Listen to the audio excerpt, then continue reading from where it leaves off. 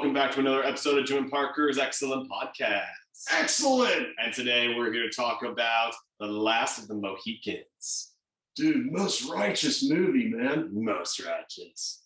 Indeed. The Last of the Mohicans is directed by Michael Mann and was released in 1992. The film itself is based on the novel by James Fenimore Cooper and is also based on the 1936 film adaptation starring Randolph Scott. According to Michael Mann, one of his earliest memories of going to the movies. And in this case, it followed the screenplay a little more than the book because after reading some of the book a couple of years ago when I was in high school, it's really not much of a readable book, but it's a landmark in in the American literary sense, as it was one of the earliest American novels right around the time of Melville.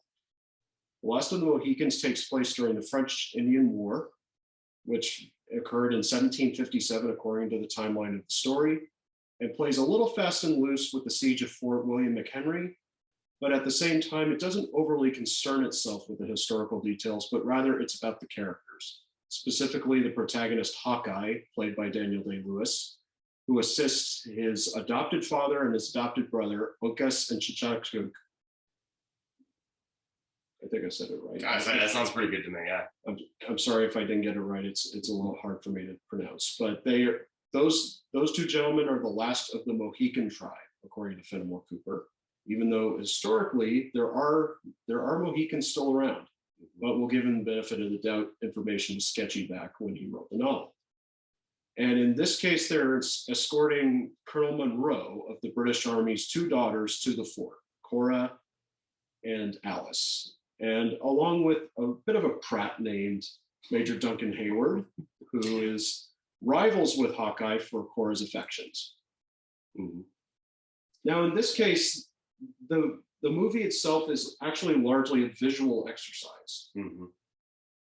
Michael Mann himself co-wrote the screenplay with Christopher Crowe, but I think when he got to the locations, which is mostly set in the Blue Ridge Mountains in North Carolina, I think he largely decided to forego the dialogue in favor of the characters existing in the environment, which is really one of the movie's strengths when you really look at it.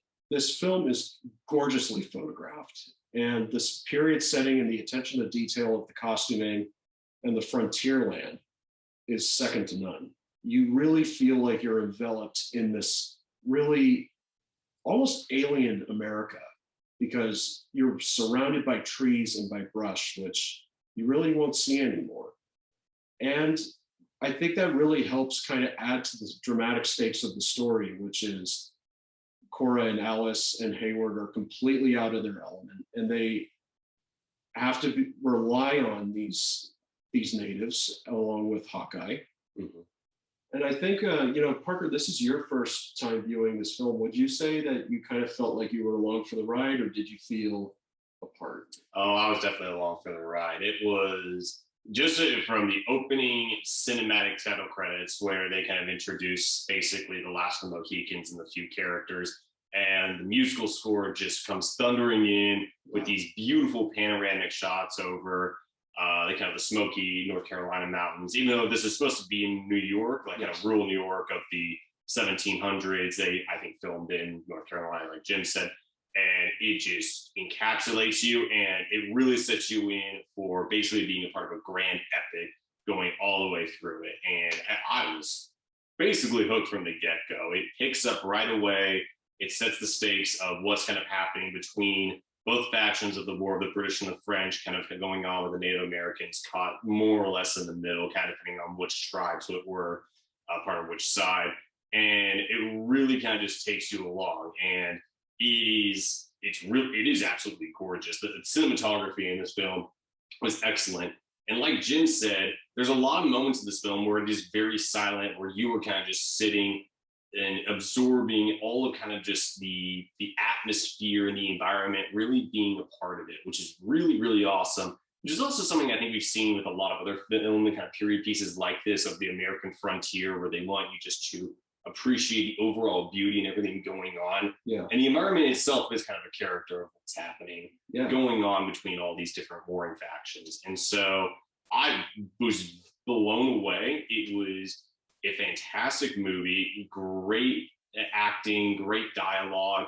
It also does a great job of adding not just story elements, but also kind of ethical components going on within the story that give it a little bit more depth instead of just being a simple story of the two warring factions with a love story thrown in the middle. It adds real ethical problems to it, which add to the heaviness of the situation.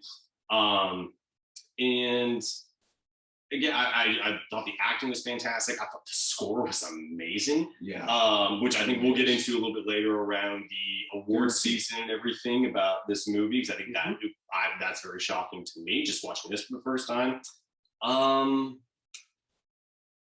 And yeah, I feel like those are the big pieces that really caught me just right at the get-go for sure.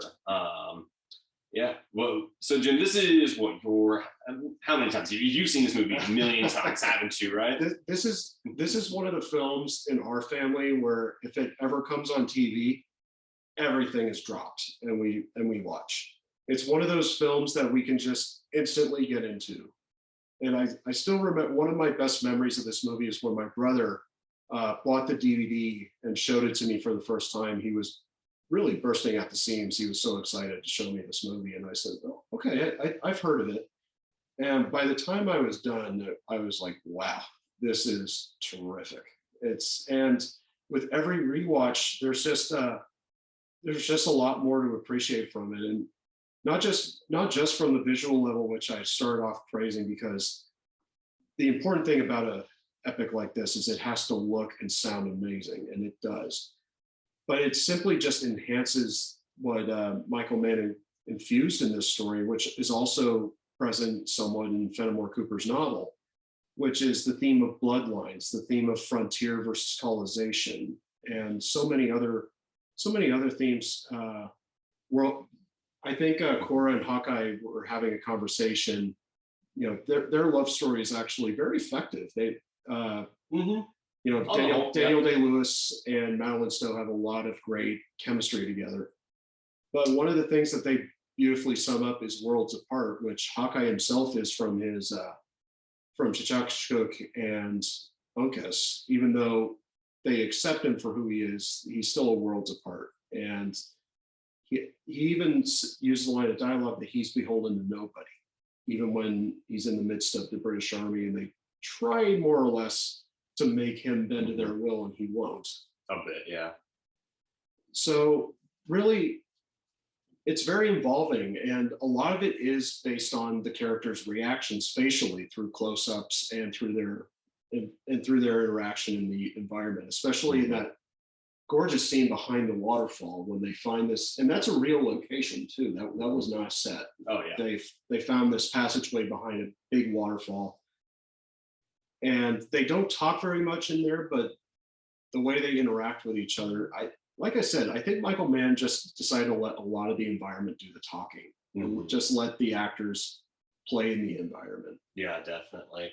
And there are moments where I will admit it's a little hard to hear sometimes, because this is shot basically all out in the wilderness, which I do appreciate. Do not get me wrong. I would much rather have that than just a bunch of green screen or like a studio somewhere, because and like we've talked about, this is a movie where you live in it, and you can't get the nearly the same qualities of that from a green screen room or studio versus being out there in the wild. So it is definitely a little hard to hear some of the dialogue sometimes. We didn't play with the subtitles on, but again, I don't think that is a major detriment to the movie. It's a little hard sometimes to understand like all the complete details, but you don't lose track of the story or the motives because of that. You still understand the overall kind of feelings and everything going on with it.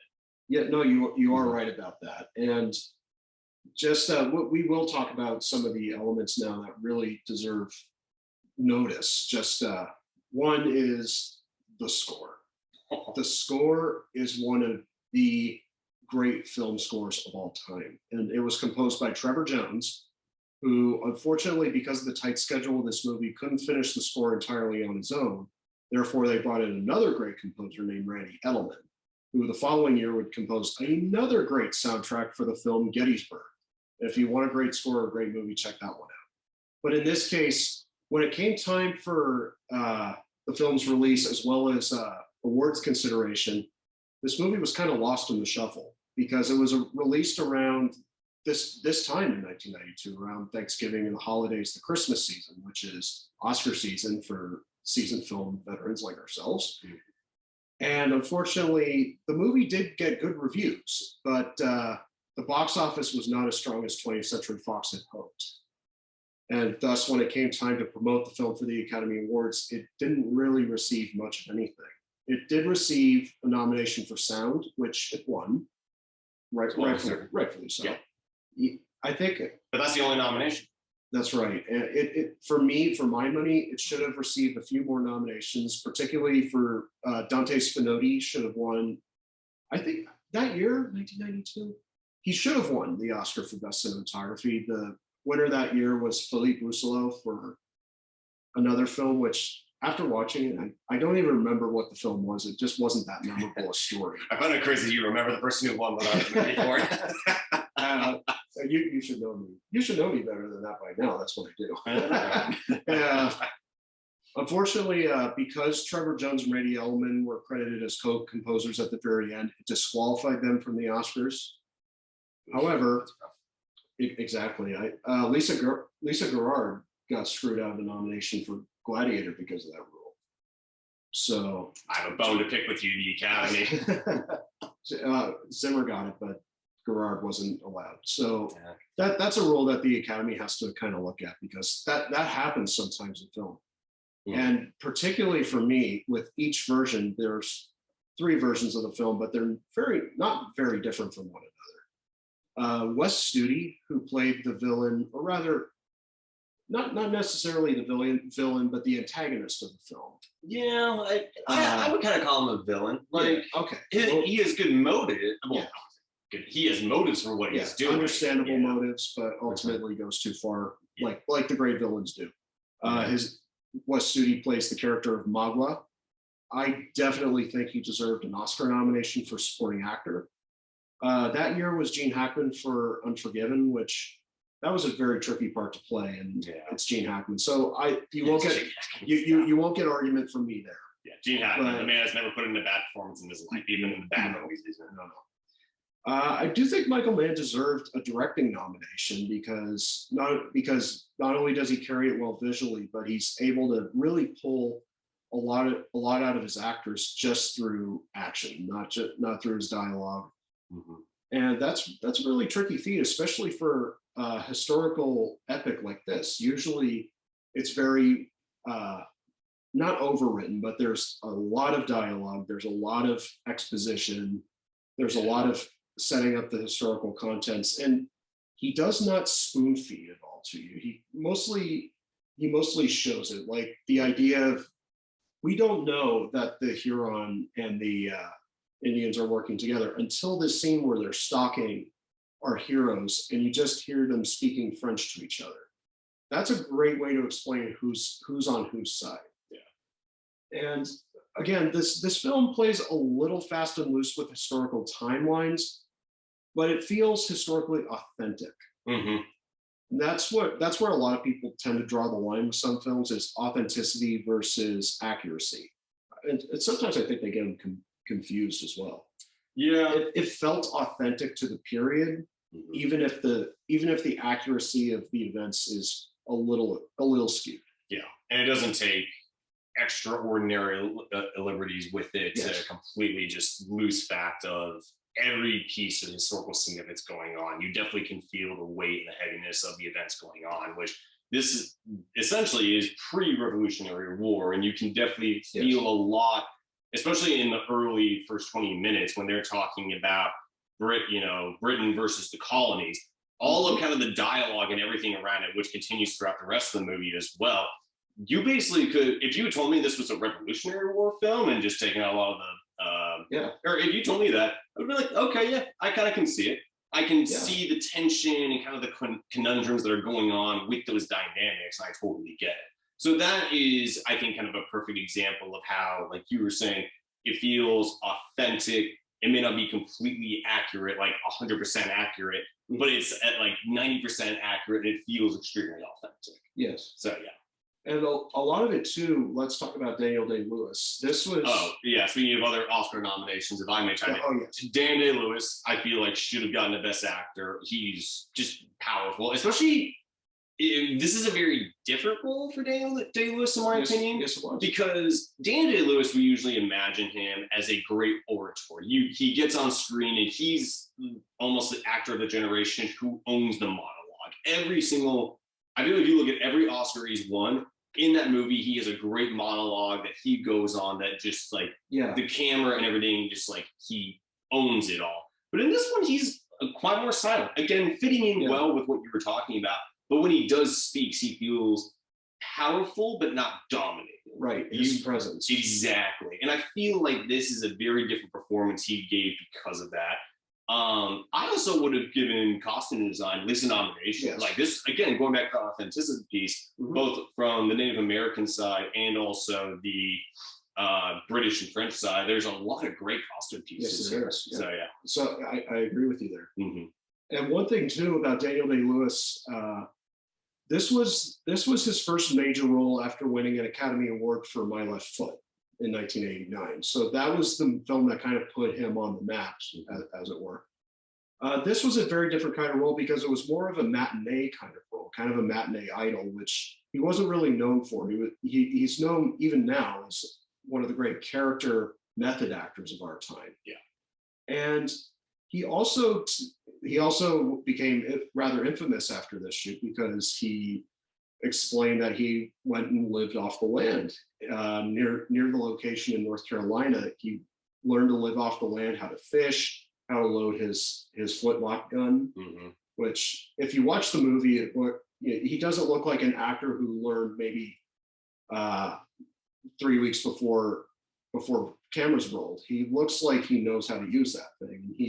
He can even unlock the powder horn and load it while running, which is extremely difficult. Exactly, and they do quite a bit of that in this film, and also he captures he does capture kind of that a lot of people would call it a trope nowadays, which is the white young person adopted by the Indians after a tragedy, which I think Cooper might have kind of popularized in his book. But the thing is, he never once presents himself as such. He presents himself as what he is. Yeah, I definitely did think originally, and I had to ask you this at the beginning of the film because I definitely had the thought of like, is Daniel Day-Lewis a white English guy playing a Native American? Yeah. And going through the movie, he's not Native American. He's adopted by a Native American tribe, and he kind of just grown up with them. Which, thank God, we're not dealing with whitewashing issues. Yes, but it feels like there almost could have been that element. It was dangerously close, but I think James Fenimore Cooper gave the filmmakers a get out of jail free card by explicitly stating that Nathaniel Poe is adopted and becomes Hawkeye. Yeah. Now, in terms of casting, they cast authentic Native American actors. They cast, we just mentioned Wes Studi. They also cast Russell Means, who is famous for being the first co-organizer of the American Indian movement, helped organize the standoff at Wounded Knee in 1973. Mm-hmm. And for a long time, he was one of the few real Native American actors appearing in film and television, which, thank goodness, now that's starting to change, that there's more and more representation. Mm-hmm. And he mostly speaks in his tongue, which I think is Cherokee, because they didn't have the time to. Well, he's from around South Dakota, which is Lakota. Forgive me, Lakota. Unless he was using a different tongue, because it would have been the Northeast, which would have been a different tribe. Yeah, this is definitely stretching that knowledge a bit, but he's from South Dakota, which is the Lakota tribe, Lakota Sioux tribe. So yeah. And he only speaks English at the very end of the film in a very poignant scene, which we won't reveal exactly why, because we want you to see the film. Mm-hmm. But really, this film is one of those films that I just like. Mm-hmm. You know, upon further reflection, I find more and more things to do with it. But again, it just comes to that thing, like I said earlier, is when it's on TV in our house, we record it and we watch it later, or we stop. Most of the time, is we stop and watch it, and that's the sign of a good movie for us. Is if it forces us to stop what we're doing, that's how rewatchable the film is, and just how enjoyable it can be.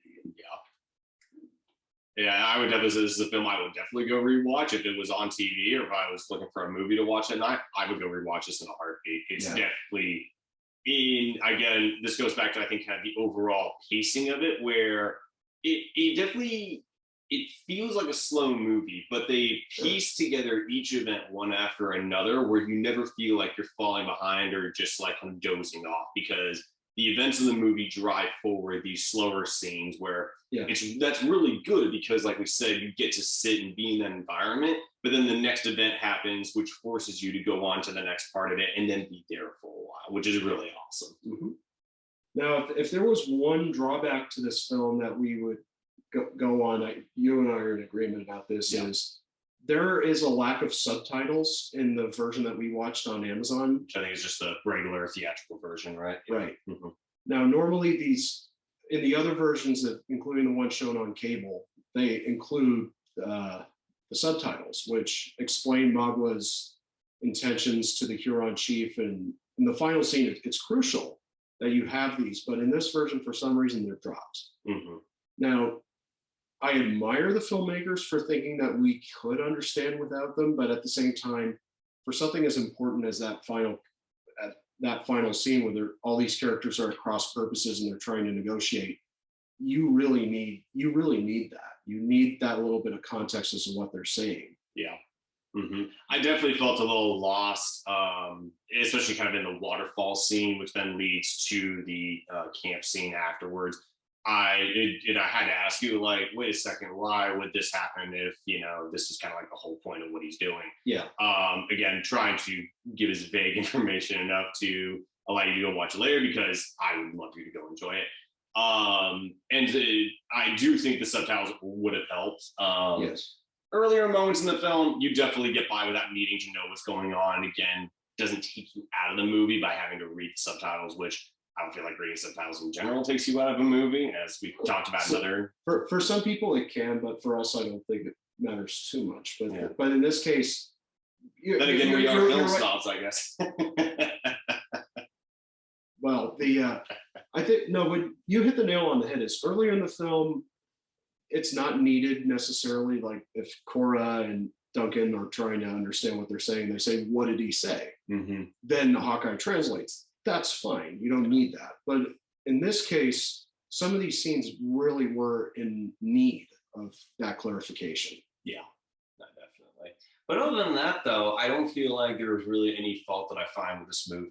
Yeah. Beyond that, again, the pacing is good. It's slow, but it's good, and the events keep you engaged.